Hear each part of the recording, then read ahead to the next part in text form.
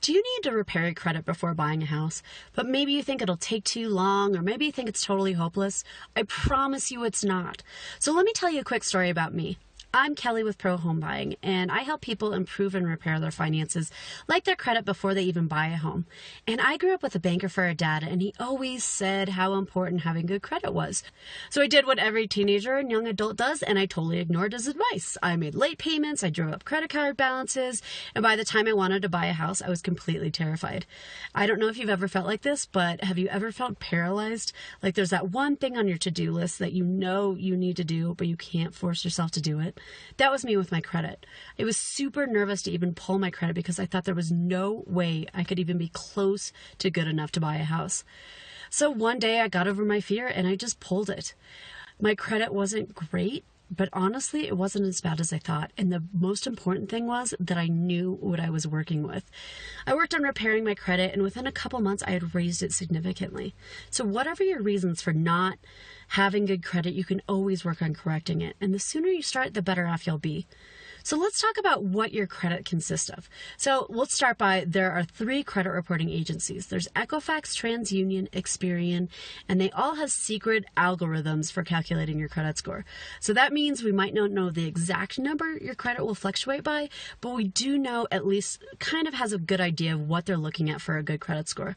They want to show you've had a good history of like having an installment loan and making payments on time, using credit cards wisely and paying them off monthly and on time, having a mixture of different credit accounts. So this includes like installment loan, mortgages, credit cards, etc., and making all of your debt payments on time. So all of your credit cards, all of your loan balances, having low balances on your accounts versus the overall credit limit or total loan amount. Typically, they like to see a maximum of about 10 to 15% of the credit versus the limit on the credit card. Having too many or too few credit cards. This varies. People say between 3 and 7 is the magic number, but you can't tell for sure. But not owing money on all the cards is important. And having a history of open accounts. So meaning the longer you have something open, like a credit card, the better. So don't close your old cards. The most important factors they take a look at are payment history on all your loans and credit cards, your total debt and amount owed, the length of credit history, new credit inquiries, and different types of accounts you have.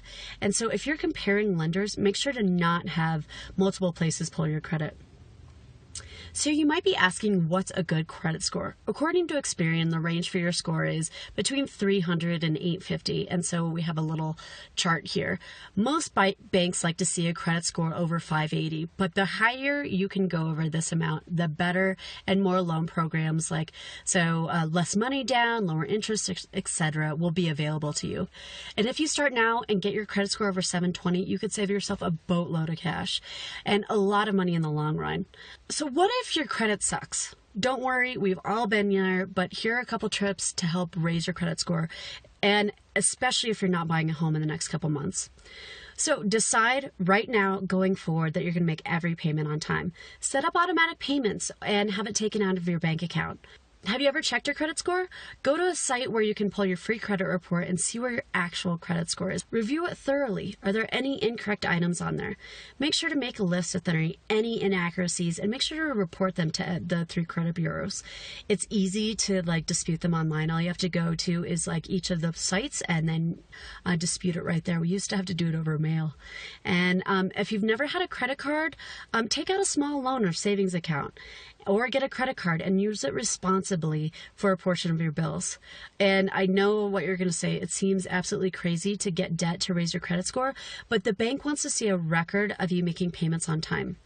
Just make sure you have no problem paying off the credit cards in full and making the small loan payments. And finally, they do have an app that'll help if you are using a credit card. They will take each charge from your credit card out of your bank account so you can't overspend. It's kind of a cool little thing. So finally, if you can't get a credit card because your credit isn't so good, then get a secured card. This is tied to money you have to give them up front, but it gives you credit history just like a normal credit card. And when used responsibly, you'll be able to get a non-secured credit card in the future.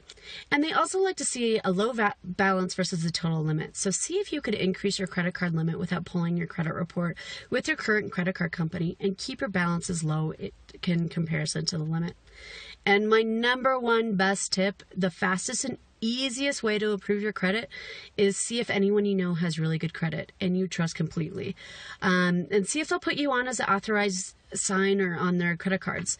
So as a note, your credit will be tied to theirs. So just make sure they're responsible for making payments on time and you really trust them implicitly. So all these things will help improve your credit score much sooner. Go pull your credit, and really, what's the harm? The worst is the unknown and the worrying. Once you know exactly where you stand, you could start working on improving it right away. Again, the sooner you start, the better. Thanks for watching. Hope this has been really helpful for you. If you like it, please feel free to share it, and I'll be back with more soon. Have a great rest of your day.